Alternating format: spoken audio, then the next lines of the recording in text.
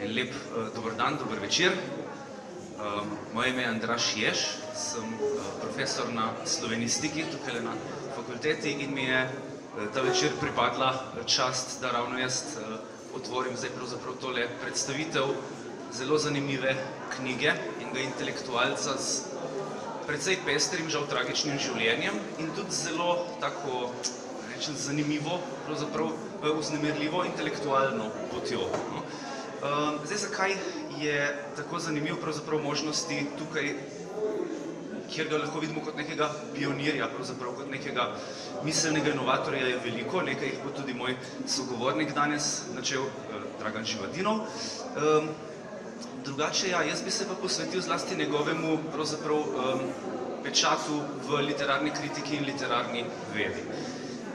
Martelanc je med drugim zanimiv zato, ker je pač prvi slovenski marksistični literarni kritik in je kar velik del pravzaprav svojih recenzij napisal že zelo mlad, že pri 16 letih, glavno zelo velikih je iz leta 1922, in v njih pravzaprav zelo prodorno piše ravno o nekih pojavih, ki so bili takrat dost novi, zlasti recimo o ekspresionizmu, tudi posamičnih ekspresionističnih avtorjih, o futurizmu in tako naprej.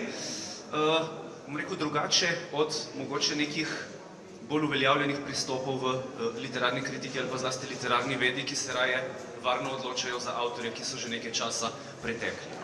In zanimivo je recimo, da je bil Martelanc eden od tistih primorcev, Ravel Kodrič, ki je opravil to megalomansko delo, da je pravzaprav uredil tole knjigo, ki na več kot 700 straneh prinaša celoten izdani opus avtorja in njegovo korespondenco. Skratka, Ravel Kodrič je poudaril tudi v spremnih člankih, ki jih je pisal v zvezi s tem, da je pravzaprav prolet kult na slovensko, da so zanesli v bistvu primorski aktivisti, primorski levičari. Zdaj, kaj je prolet kult? Prolet kult, lahko rečemo, da je to nek koncept, ki zadeva pravzaprav nek specifičen način pisanja, je pa tudi organizacija bila, čisto faktična organizacija, ki sta jo v Sovjetski zvezi ustanovila pravzaprav, ja, dva filozofa, ki jo je Lenin kar nekaj let pred tem v bistvu označil za empiriokriticista in pravzaprav bil kritičen do njiju.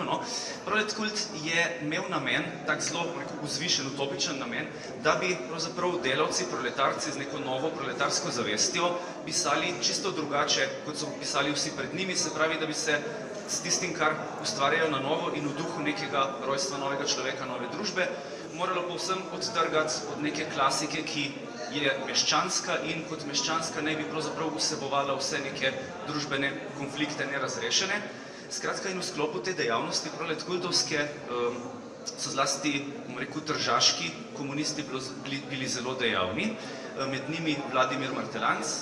Časopis Delo je imel celo rubriko, ki se je imenovala Proletkult, in tam je recimo bilo objavljenih veliko pesmi oziroma pač literarnih izdelkov delavcev in kmetov, ki se nikoli prej niso izobraževali, ampak ki so jih zdaj ti v bistvu zanosni aktivisti nekako pripravili k pisanju, jih navdušili, zato jih opogumili tudi, opolnomočili bi se danes reklo.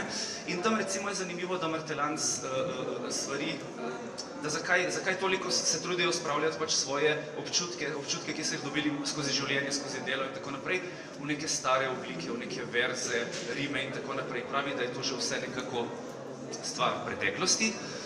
Sicer pa je zanimivo, recimo, da je med temi zgodnimi angažiranimi tržačani bil tudi Ivan Regenc. Ivana Regenta mogoče to pozna kot ustanovitelj Ljudskega odra, na katerem je Ivan Cankar imel te svoje slavne tržaške socialistične govore.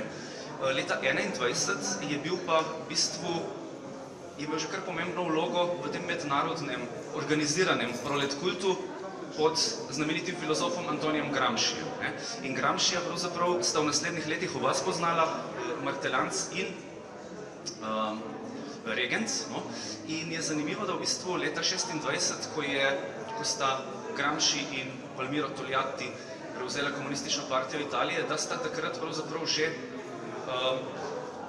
opozorila, se pravi to vodstvo partije, da kako je pomembno slovensko nacionalno vprašanje, in je potem v bistvu komunistična partija Italije že sredi 20. let nekako, bom rekel, čist programsko omogočala, da se slovensko ozemlje kot republika osamosvoji tako od Italije kot od kraljevine Jugoslavije. Se pravi, to je bil tak prvi pravzaprav prva omemba Slovenije v tem kontekstu, no, in to celo ne kot kraljevine, pa kot republike. No.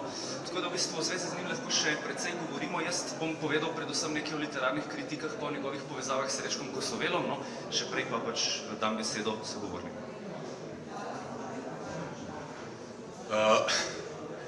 Pozdrav tudi v mojem imenu. Moje ime je Dragan Živadinov, pozdravljam Andraža Ježa. In takoj povem, da so pri nas doma rekli pri Ježovcu. Ok, sem to. Kakorkoli že, seveda jaz bom v tem svojem tajnem prvem krogu od 2 ali 3 krogov sem se odločil, da bom najprej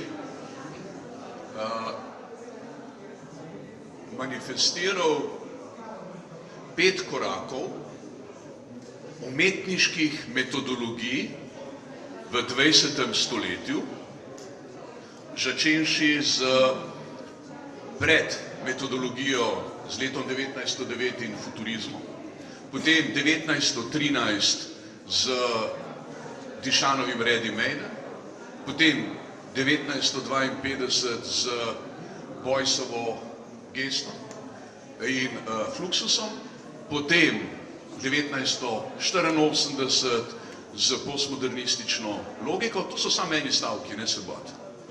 Skratka, potem 1999 z digitalnim jezikom in potem z letom 2026 z današnjim trenutkom. Skratka, to bo bila moja prva struktura. To bom povedal v 4 minutah.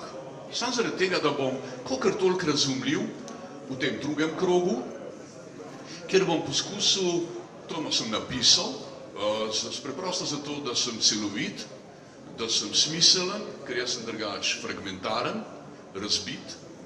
In Vladimir Martelanc mi ekstremno veliko pomeni.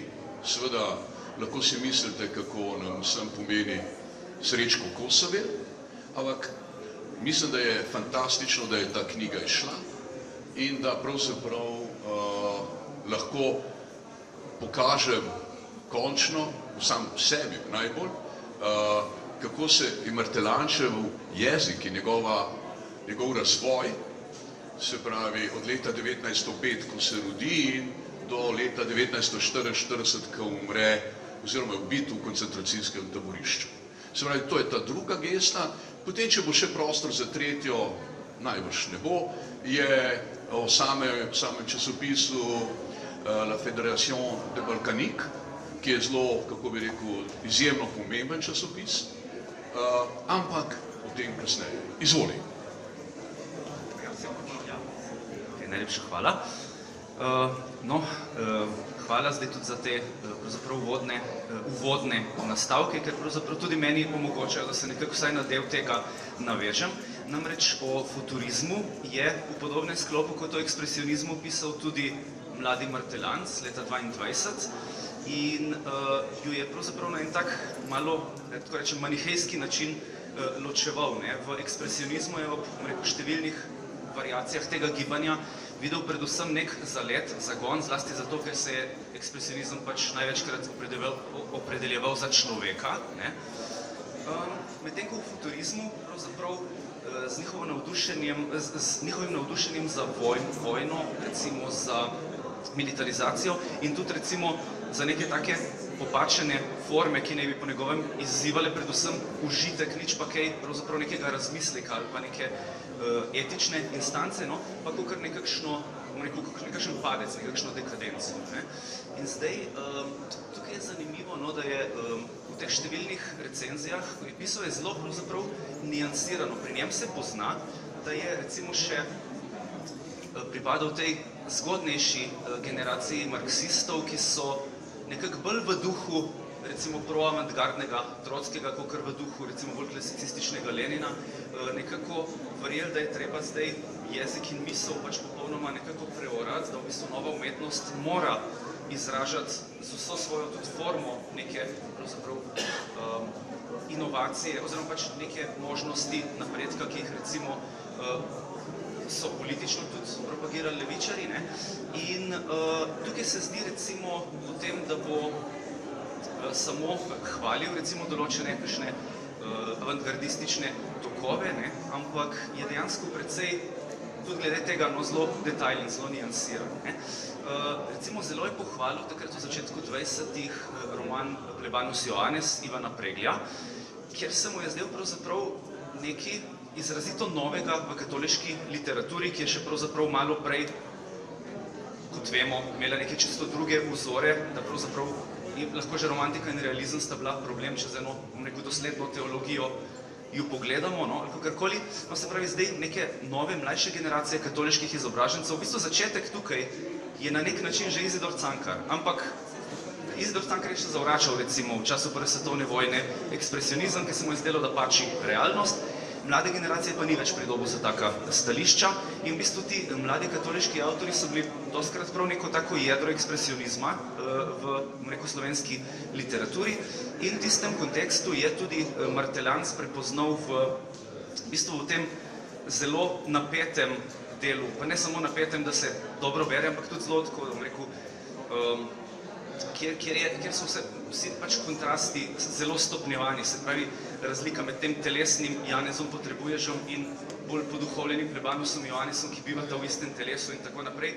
In v bistvu, bom rekel, cel nabor nekih novih izraznih sredstev, sicer dost povezanih tudi z baročno literaturo in tako, ampak bom rekel, za tisti čas zelo nekih novih kombinacij, to je recimo Martelanc precej pohvalil.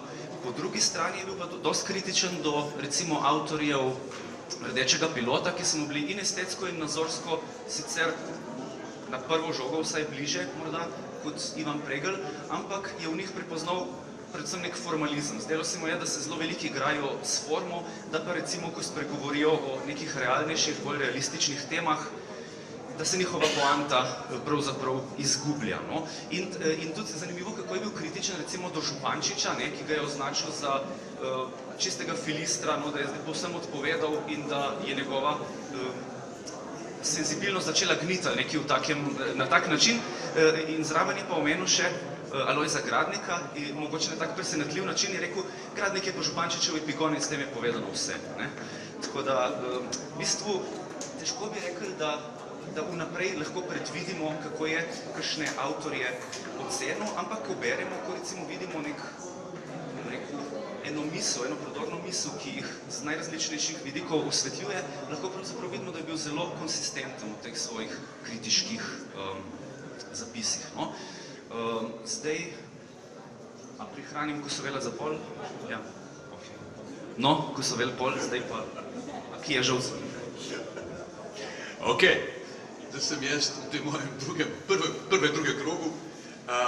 Metodologija 20. stoletja, da bo potem popolnoma jasno, ko bom vstopil v celovit tekst, ki bo trajal točno 9 minut in 30 sekund. Gremo. Na 4 minute imam, vzel telefon. Kje je? Ne, neč to prebede. Sem strašil, sem se kje na telefon. Ok, gremo. Smo leta 1913. Martelanc je star 8 let, Srečko Kosovel je star 9 let. Dišan z ready-madeom proglasi metodologijo, prvo metodologijo 20. stoletja, ki vse spremeni. In ta metodologija je v bistvu v enem stavku izgovorjena. Vse, kar proglasiš, da je umetniško delo, je umetniško delo. Oziroma, še bolj točno, vse, kar proglasim v umetniškem delu, je umetniško delo. Ready-made? Ok. Glavni problem ready-made-a se izpostavi to, da lahko vse proglasi za umetniško delo in pride do inflacije. Se pravi, ne bi zdaj, se pravi, med vrednostjo in ceno se naredi problem inflacije vsebine. Tako pravzaprav nastopi druga generacija, ki po drugi svetovni vojni reče, vse, druga metodologija, kar se jaz dotaknem v procesu, z žigom garantiram, da je to, kar gledaš umetniško delo. Se pravi, Žig je umetniško delo, ampak dotik v procesu. Okay? Tretja metodologija, potem seveda, ker so štempljalke zmešani, je seveda metodologija leta 1985 Jeff Koons in postmodernizem reče, umetniškega dela se ne smeš dotakniti. In to, kar se ne dotakneš in je procesuirano, je umetniško delo. Seveda, to je ta razvoj Duchanove pozicije. Seveda, to je malo težje razumeti. Zato bom na tem mestu naredil 45 sekund ilustracije. Ok, gremo. Vsi poznate verjetno Jeff Koonsa. Jeff Koons vpraša svojega prijatelja, ki ga vsi mogoče še bolj poznate, ime mu je Michael Jackson. Vpraša ga, s katero igračko si se ti igral, ko si bil majhen. In on mu reče, joj, imel sem eno fantastično opico. In on mu da opico in Jeff Koons se ne dotakne te opice, ampak jo direktno odnesejo v Benetke, kjer jo naredijo samo povečano meter visoko. To isto opico. Skratka, popolna razlika od Rodena, ki skulpture modelira, on se sploh umetnine ne dotakne. Michael Jackson mu da opico, opica pravzaprav se formatira v Benetkah in Michael Jackson reče, ne, se opravičuje, Jeff Koons reče, umetnina Michael Jackson. Tretja metodologija, konc ilustracije, ja? Se pravi, umetniškega dela se umetnik ne dotakne. In potem 1999 leta, četrta metodologija. Vse, kar je v 20. stoletju produktno oblikovano, lahko skeniramo. Se pravi, vse je potencialno digitalno. Ok? Vse to je jasno. Vse je potencialno digitalno in dobimo digitalni, tako imenovan HTML zapis. In zdaj smo leta 2026, ko se točka razpre v dve smeri. Metodologija, ker naenkrat dobimo lahko kontinuiteto zgodovine človeške umetnosti oziroma človekove umetnosti in metodologija umetnosti, ki se bo, kako bi rekel, ohranjala umetniška dela umetne inteligence. Se pravi, na tej točki se nahajamo v današnjem trenutku leta 2026. Konc, bil sem 6 minut dolg, se upravičujem. Prosim? Najlepša hvala. Hvala, zanimivo se, če je... Aha, to zdaj, ok, vstanemo tukaj. Skratka, ja, jaz bi pa recimo tudi v sklopu mogoče teh nekih, bom rekel, enih premikov umetnostnih spregovoril o pravzaprav zelo zanimivem prijateljskem odnosu, ki sta ga imela pač Vladimir Martelanc in Srečko Kosovel.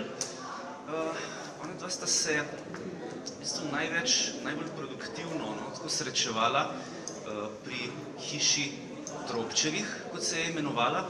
Tam je živel pač Martelanc, njegova mati je bila iz te družine, je bila pa iz te rodbine Tropčevih tudi prihodnja, oziroma takrat mislim, da tudi že zaročenka skladatelja Karla Pahorja. Karol Pahor je eden osrednjih partizanskih skladateljev bil kasneje in on se je spomnil, kako so pač s različnimi, in tudi s Martelancem in Kosovelom se tam pač večkrat pogovarjali o Romenu Roloju ali pa o Friedrichu Nietzscheju in tako naprej. Milko Bambič, prvi slovenski stripar, ki je tudi naredil slavno oblikovanje za Radensko, ki je še vedno skorajda enako, je tudi zahajal na ta srečanja, enkrat se je spominjal, sošolci so bili tudi, ja? Aha. In enkrat se je spominjal, zdaj nisem prepričan, če je bil Kosovel tam, Martelanc je bil, nek neposrečen, je rekel, da je organiziral en neposrečen hipnotični, mislim, večer hipnoze.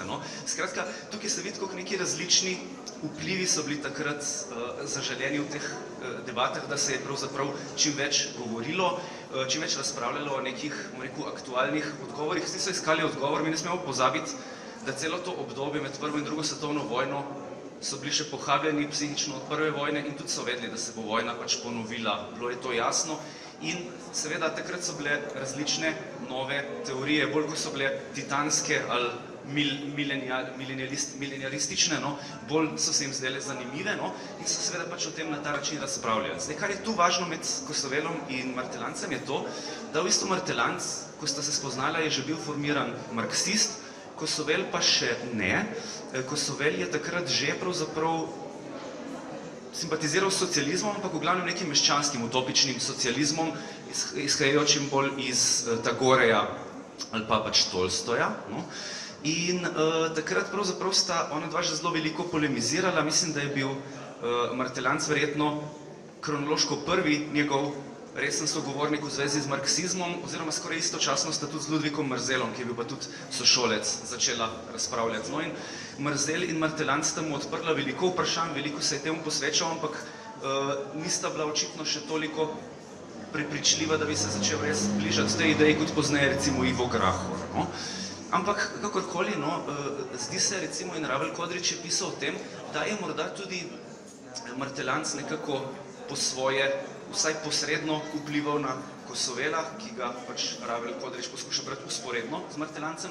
Recimo nekatera stališča o tem, da kot je recimo v pesmi Rime, kjer pač pravi, da Rime izgubljajo pomen, je možno povezati tudi s pravzaprav temi proletkultovskimi stališči, ker je jasno, da jih je Kosovel bral, potem pač čisto decidirano piše v tekstu Umetnostni proletarec, ne z besedo proletkult, ker so vedeli, da pač določenih besed raje ne uporabljajo, ampak je pa pisal točno v katerih dveh časopisih je bral te izdelke in je rekel, da so ga nagovorili z eno tako elementarno preprostostjo, no, z nečim živim, kar je zanimivo, ker podobno so kasneje tudi Kosovela opisovali in 10 let kasneje recimo socialne realiste, da so v bistvu ena elementarna živost v nasprotju s kakšnimi zelo artificialnimi, artikuliranimi, preartikuliranimi literarnimi, bom rekel, načini. No? In zdaj ena možnost, kako je lahko, poleg seveda pač tega svojega argumentiranega zagovora marksizma vplival na Kosovela, je, da mu je enkrat, ko je Kosovel pač eno pismo poslal uredniku Ribičiču, da ga objavi, ostro reagiral, sicer prezanesljivo, ampak dost kritično. Martelanc je napisal, da pač Srečko tukaj, ki je bil seveda že takrat njegov prijatelj, da je včasih malo preveč idealističen, malo utopičen, da nekako jadra med nekim znanstvenim in umetnostnim diskurzom in da mu ne bi škodilo malo več realizma. Čisto pravi, da je to benigno povedal, dobronamerno. In zdaj Kosovel, ki je že prej bil zelo zavzet za več resničnosti, več odstiranja nekih, skritih mest, kar spet ni bilo tako tipično za ekspresioniste. Recimo Anton Vodnik je rekel, da realizem, da je v umetnosti laž, na primer.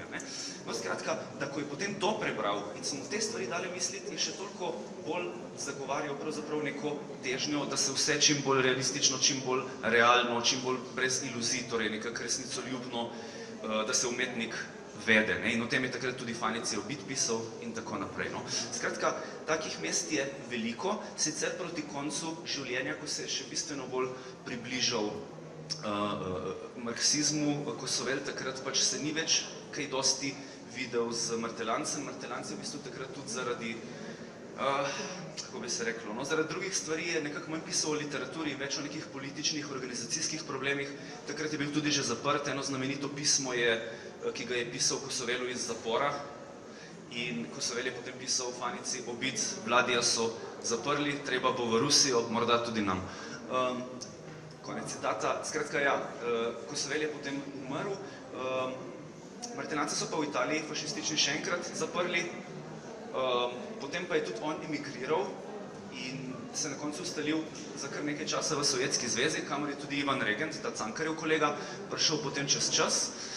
In je tam tudi možno, no, da sta oba pravzaprav prispevala, to so zdaj stvar ugibanja oziroma atribucije, ne? Ampak zdi se, no, da sta oba v Sovjetski zvezi pisala take jedrnate, oziroma pač tekste, kjer sta jedrnato omenila tudi Kosovela in njegovo revijo, ki jo je sourejal Mladina, no, oziroma ki je bil jedro uredništva in je bil tudi označen za mladega komunističnega pesnika v enem pravzaprav v eni enciklopediji, ki bi morala iziti leta 1937 na višku pač partijskih čist proti partijski levici, ampak očitno je bilo v tisti enciklopediji nekaj narobe in pol nikoli ni odšla, obstaja pa še nek odtis, iz katerega so lahko recimo videli, da tam bi bil tudi Kosovel na ta način omenjen. No. Drugače ja, je pa, v bistvu na svoj način so pa tisti zadnji prijatelji Kosovelovi tudi recimo poskrbeli za njegov spomin v tej reviji Mladina, ki jo je Martelanc mimogrede ob Kosovelovi smrti označil pač za tisto točko, ko se je v bistvu slovenska proletarsko ali pa socialistično zavedna mladina nekako dokončno ločila od meščanskih tokov. No.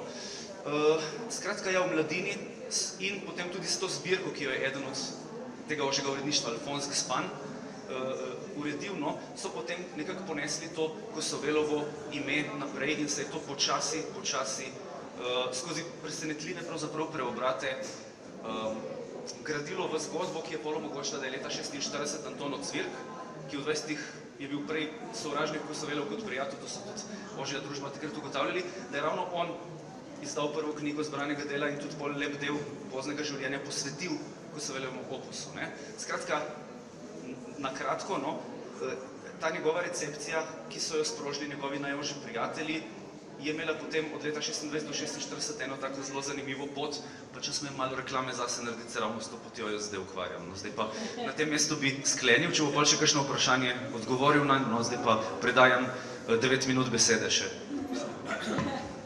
9 minut in 30 sekund. Ok.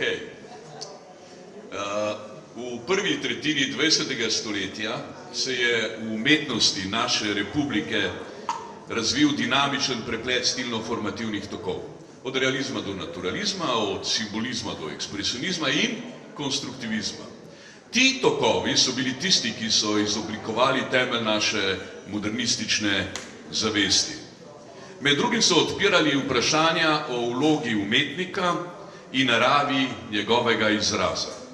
Ob današnji temi Vladimir Martelanc, članki in pisma, založba CF, izšla knjiga 2023, ki jih je zbral prej že imenovani Ravel Kodrič in uredila Amelija Krajger, bom poskušal prikazati dinamiko razvoja historične avantgarde med leti 1921 in 1929 ter ideološkim formatiranjem dveh mladih intelektualcev, Vladimirja Martelanca in Srečka Kosovela. Pri obeh sta se prepletla dva vzporedna razvoja.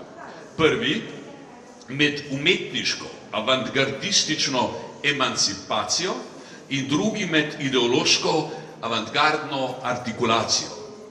Kar se je odvijalo od prve objave avantgardistične publikacije Svetokret, časopisa za ekspedicijo duha na severni pol leta 1921 v Ljubljani, ter konstruktivistične razstave Avgusta Černigoja leta 1924 v telovadnici takratne obrtne šole na Aškerčevi cesti, se pravi, gledajte, dobesedno čez cesto v telovadnici, vse do Kosovelove prezgodnje smrti leta 1926 v Tomaju. Vladimir Martelanc pa je pozneje doživel še izid dveh številk Delakove avantgardistične revije Tank 1927, postavitev tržaškega konstruktivističnega ambienta istega leta, ko se je že nahajal v Sovjetski zvezi in končno še z objavo v Waldnovi reviji Der Sturm v Berlinu z naslovom Junge slovenische Kunst leta 1929. Z objavo revije Der Sturma se je zaključila evropeizacija slovenske historične avantgardne umetnosti. Žal brez Srečka Kosovela in žal brez Vladimirja Martelanca, ki je v Rusiji že začel tega istega leta 1929 doživljati zametke stalinizma v nastajanju. Teh 8 skupnih let je bilo čas prevrednotenja vseh vrednot, zaznamovan z Martelančevo avantgardistično gesto, ki je postopoma, a dosledno prehajala iz umetniško-literarne drže, kritiške drže, v ideološko, v avantgardno komunistično pozicijo. Srečko Kosovel pa je bil v tem času zaznamovan s pesniškim eksperimentalnim delovanjem. Že leta 1922 je začel izumljati konce, ki jih je najintenzivneje oblikoval 24. in 25. leta. V tem obdobju je opravil tudi prehod v neposredno ideološko prolet-kultovsko akcijo, katere sklepno dejanje se je zgodilo februarja 1926 v Zagorju s predavanjem z naslovom Umetnost in proletarec, po katerem je zbolel in 3 mesece pozneje, 28. maja, umrl. Čas od leta 1921 do 1929 je zaznamovala nova generacija in njeno prevrednotenje vseh norm. Utelešala sta jo Vladimir Martelanc kot Srečko Kosovel. Srečko je bil leto dni starejši od Vladimirja, oba pa sta bila tako rekoč hkrati aktivna v 20. stoletju. Srečko Kosovel je umrl star 22 let, Vladimir Martelanec pa je bil ubit v nacističnem koncentracijskem taborišču leta 1944, star 39 let. Ok, etika umetniškega posega že v prvem desetletju 20. stoletja z nastopom milanskega futurizma leta 1909, že v tistem času so se začela odpirati polemike o vlogi umetnika in umetnosti v družbi, v skupnosti. To dilemo lahko strnemo v 2 izhodišči. Etika umetniškega posega, do katere mere umetnik prevzame etično odgovornost za vpliv svojega dela na realni svet, in estetska distanca. Umetnik kot opazovalec in interpret, ki realnost in metafiziko strukturira skozi umetniške forme, ne da bi vanjo neposredno posegel. Ključna osebnost, ki je to dilemo v Dravski banovini, kraljevine SKS, v Ljubljani zaostrila do skrajnosti, je bil ravno Vladimir Martelanc. Sicer rojen na Svetem Ivanu, danes v Trstu. Martelanc se ne odloči za nobeno od teh 2 pozicij, temveč izoblikuje tretjo, izhajajočo iz etike umetniškega posega, ki je tudi danes v 21. stoletju navdihujoča. Oblikuje najradikalnejšo formacijo, ozaveščeno biografijo, ki jo svojo telesnostjo in etičnimi imperativi oblikuje tako, da biografija postane umetnina.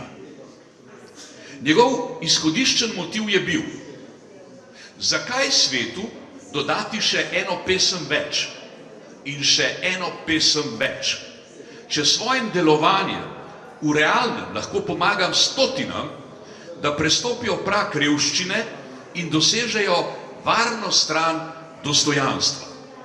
Od tod Martelančeva odločitev, da bo na Dunaju raziskoval agronomijo v kombinaciji s filozofijo. Ta odločitev ni bila zgolj strokovno usmerjena. Ravno v tem obdobju se je intenzivno oblikoval njegov ideološko-avantgardni pogled na umetnost in družbo, in to v uredništvu La Fédération Balkanique. Formalno pa je študiral na Dunajski visoki šoli za svetovno trgovino. Etika umetniškega posega je umetnina, v kateri se ukine ločnica med umetnostjo in življenjem. Znane norme umetnosti se razgradijo, pri tem pa se oblikuje popolnoma nova eksperimentalna forma, ki od umetnika zahteva zelo zahtevno odločitev. Ali naj se poveže z ideološkimi, avantgardnimi in revolucionarnimi projekti ali ne. Vladimir Martelan se je kot marksistični kritik odločil za delovanje znotraj revolucionarne internacionale. Izbral je komunistično, neposredno akcijo s tendenco totalne družbene spremembe. Takšna načelna odločitev za konceptualizacijo življenja ne pomeni le nadaljevanja avantgardističnih teženj, temveč njegov skrajni premislek. Umetnost ni več reprezentacija, niti, pozor, niti produkcija, temveč revolucionarno delovanje na strani leve inteligence. V Sovjetski zvezi lev, leva fronta. Umetnost je sprememba, utelešena v dejanju realnem.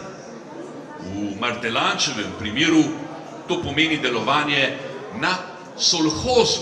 Za tiste, ki že ta termin so pa kolhoz zgubili v spominu, solhoz pomeni na državni kmetiji. V Donbasu je bil agrarni inženir in deloval v kmetskem izobraževanju. Seveda v povezavi s filozofijo. Istočasno je kmete filozofsko izobraževal in jih optimaliziral v kmečkem produktu. Srečko Kosovel pa je s konstrukcijskim pristopom k besedi v 20 letih postavil temelje avantgardne estetike naše republike. Vladimir Martelans je živel še dobrih 20 let in končal v nacističnem taborišču, kjer je bil tudi pokončan. Ok, to je moj krog. Ok, koliko je minut?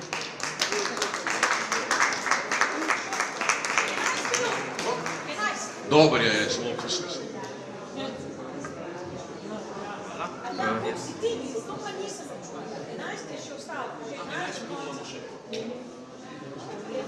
Sej, zdaj je težko po takem tektonskem, kako ne rečem, govoru je težko kaj takega reči, da ne izpade precej zanikrno in bedno, no pa bom vseeno, ne bom je to ustavilo.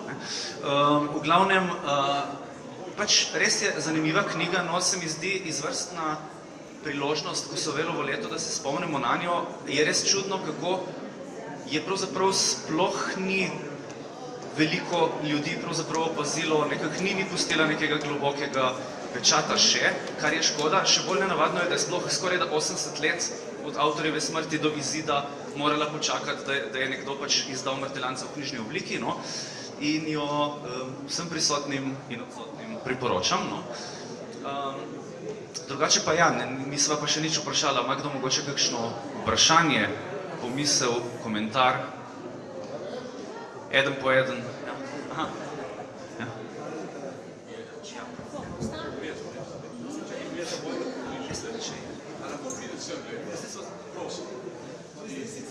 Malo odstrani, bolj asociativno, ampak ker smo govorili o proletkultu in Martelanc ima v tem časopisu komunističnem Delo prav rubriko proletkult, ki jo bral Kosovel, ne. Sam ta pojem, pač sama organizacija, jaz se nisem posebej ukvarjal s proletkultom, ampak to se v bistvu razpusti v zgodnjih 20 letih, ne. Se pravi, je pa zanimivo, ker smo govorili o Regentu, ravno sem zdaj gledal neko Delakovo pismo o Regentu iz leta 1931, on dosledno piše o proletkultu, ne, kar je dosti pozno, recimo, uporaba, ne. Se pravi, tisto gledališče, ki je na Dunaju bil, ki je ni sploh res raziskano, kakor vem, ne, kaj je. Vem, ampak ni kaj zelo, no, on govori o proletkultu, no, in to o Regentu, tako da, se pravi, ta ideja prolet kulta se je zelo globoko v slovensko avantgardo upiše, ne? Še v bistvu še po tem obdobju, ko je že konec same tega obdobja historične avantgarde, pravzaprav ta ideja prolet kulta pri Delaku gre še naprej. To v bistvu hvala, no, ker je lahko to res eno izhodišče za nekaj, kar morda nismo dovolj omenili, no. Pač vsekakor ima Ravel Kodrič prav, ko pravi, da je v bistvu Kosovel ravno s to druščino, ki jo je zbral okoli mladine, nekako kot je s to metaforo baklo prolet kulta iz Trsta prenesel v Ljubljano, oziroma z Primorske v Ljubljano. Hkrati je pa treba reči, da pravzaprav Kosovel ni bil, čeprav nekateri aspekti prolet kulta so ga vsekakor navdušili, to je nedvoumno, ni bil tak tipičen prolet kultovec, kot sem rekel, da so bili nekateri, ki so bili zelo, bom rekel, zagnani za te revolucionarne ideale takoj po prvi svetovni vojni. V čem ne? V tem, da recimo je že od začetka Kosovel zelo dal nekaj na tradicijo, dal tudi ne nazadnje nekaj na nacionalno vprašanje, medtem ko določeni komunisti, recimo Gostinčič, se takrat še niso toliko s tem ukvarjali, se mi je zdelo, da je to bolj neka regresija v začetku 20. In hkrati pa ja, pač ne samo nacionalno vprašanje, tudi to, da se je opiral na neke večje figure, odprej recimo zelo je cenil Preširna, Levstika, Gregorčiča in tako naprej.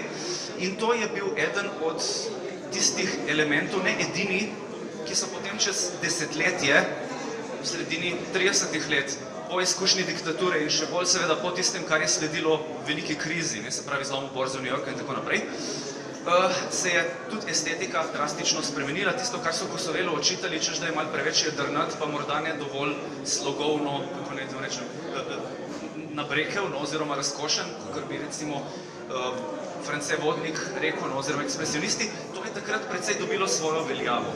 In so tudi pisali o Kosovelu potem drugače. Ravno to, da ni bil tak tipičen ekspresionist, da se ni toliko umaknil formalizme, ne, recimo. In seveda to, kar smo rekli, ta neka njegova težnja, da bi realistično pristopil k stvari, k čemer pa mislim, da se približamo ravno tej neki stični točki med, se pravi, umetnostno in ideološko avantgardo, kot ste imenovali. 5 minut, ok, jaz imam 7 minut, lahko podaljšek 1-2 minuti, 7 minut. Samo prej še kakšno, ja, edino to, še kakšno vprašanje, komentar? Ja. Jaz sem samo to rekla, ki se ni, Martelanc je kot komunist, bil komunist kot držačan zelo posebnega kova. V teh knjigah, zdaj na začetku si se lotil, v tej knjigi ni pisal, tu so zbrane njegove kritike, ki jih je pisal res kot zelo, zelo mlad srednješolec, literarne kritike, njegovi politični članki pa se zelo močno ukvarjajo z nacionalnim vprašanjem.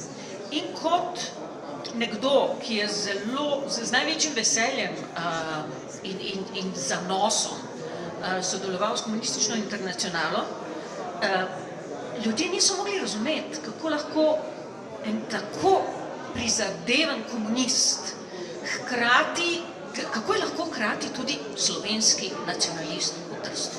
Zakaj? Imel je izkušnjo fašizma. In skozi to izkušnjo je seveda in od tod tudi Tigrovci in vsa ta zgodba. Skratka, bil je zelo poseben člen znotraj te komunistične internacionale in zato ga tudi, ko je pač bil še v Sovjetski zvezi in tako, niso najbolje razumeli njegovih nacionalnih tendenc, kako si lahko ti nacionalist in hkrati komunist. Skratka, to sem hotela samo dodati. Hvala, ampak in vendar so bolj v 30-ih razumeli to, kot pač v 20-ih za to, ne. In ravno, sem že to, ker že to omenjamo, prej sem pač rekel, kako je pač ostro napadel Župančiča takrat leta 22 kot mlad zagreti fan prolet kulta, v 30-ih, ko je pisal tisti malo bolj pregleden tekst o slovenski kulturi, pa se je na vse velika imena, ki so bila že prej nekaj bolj progresivna, navezal tudi na Župančiča. Toliko z moje strani, zdaj pa... Dobro, takole, zdaj moj tretji krog, ki ga lahko naredimo, lahko pa ne. Seveda, v tem tretjem krogu sem hotel biti avtoironičen. Seveda, zaradi tega, ker mi izhajamo iz čitalniške kulture. Seveda, 5 metodologij 20. stoletja v umetnosti pa izhaja iz vizualne projekcije, iz formativov, ki pravzaprav se oblikujejo okrog umetnikove biografije, dokler ona sama po sebi ni ozaveščena. To delajo univerze. Univerze so, kako bi rekel, konstitutivne za razumevanje poezije. Poezija se manifestira kje? Na univerzah. In seveda, ok, jaz sem naredil 7 minut, knjiga je debela in ker vem, da boste težko posegli po njej, ne vem, zakaj imam tak občutek, sem se jaz odločil narediti majhno 6-minutno zdaj čitalniško situacijo, da vam preberem tisto, kar sem izbral iz 30 strani, kar se veže na Srečka Kosovela, da dobite direktno informacijo, kako je in dokument skozi čitalniško logiko. Jaz sem usposobljen za branje, jaz bom to poskusil čim bolj smiselno prebrati, vi pa seveda, kako bi rekel, transcendirajte. 21. avgusta 1921 je v pismu prijatelju Srečku Kosovelu potožil, da še vedno čaka njegove rokopise za Kras in da zamuja z izdajo 2 številk glasila. Obiskujeta se že od tržaških dni, ko je mladi pesnik s bratom Stanetom Kosovelom, urednikom pri Tržaškem Novem rodu in sestro Karmelo, pianistko gojenko Tržaškega konzervatorija, obiskoval kulturne prireditve v Narodnem domu in prenočeval pri očetovem bratu, stricu Valentinu Kosovelu, visokem carsko-kraljevskem carinskem uradniku.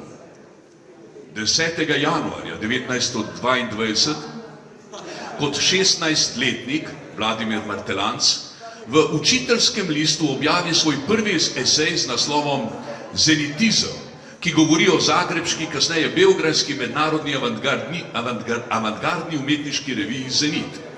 9. marca 1922 v reviji Delo napiše ostrejšo verzijo o zenitizmu od tiste, ki jo je napisal v učiteljskem listu. Začetek marca 1922 Martelanc v pismu Srečku Kosovelu predstavi Fanico Obid. Spoznal jo je v komunističnem krožku v Tolminu. Pošlje mu njeno pesem Cipresa za objavo v njegovem mesečniku Lepa vida. Pesnica Fana Obid postane Kosovelova navdihujoča prijateljica. Vse življenje deluje kot borka za delavske in ženske in narodne pravice. 15. maja 1922 v pismu Srečku Kosovelu na eni strani pograja njegovo sodelovanje pri reviji Novomeške pomladi Trije labodi, ki jo je urejal Josip Vidmar in Marij Kogoj. Na drugi strani pa že prej napade Rdeči pilot, ker bi lahko bilo to že prej omenjeno, zato bom to preskočil. 25. maja 22 je v novi rubriki Dela po sporu z Vidmarjem seveda objavil programski članek z naslovom Proletarskim pesnikom. 13. junija Martelanc objavi ostro kritiko in spet napade Tri labode in Rdeči pilot. Ok, 2. februarja 1923 v policijski akciji in sodnem aparatu proti edinima še delujočima komunističnima glasiloma v Italiji, italijanskem in Lavoratore ter slovenskem, deloma hrvaškem delu, je aretiran tudi Martelanc. 6. marca 1923 izječe napiše Srečku Kosovelu, v katerem opiše svoje intimna občutja v zaporu. Iz tega pisma in pisma Srečka Kosovela Fanici Obid je razvidno, da sta bila kljub nekaterim razhajanjem, o katerih sta se odkrito razpravljala, čustvena bila zelo močno povezana, namreč Kosovel in Martelanc. 8. in 9. marca 1923 sodišče Martelanca in 15 aretirancev, ki so obtoženi proti državne zarote, odredi izpustitev na prostost. 15. marca 1923 Martelanc v Delu objavi daljši prispevek, v njem predstavi oceno fašističnega lova na komuniste. Podpiše ga z PR, kratico psevdonima Peter Razbojnik, ki si ga je izposodil pri Cankarjevem pohujšanju v dolini Šentflorjanski. Tukaj sem vedno veliko klicajev, namreč tukaj je izvolite. Konec smo.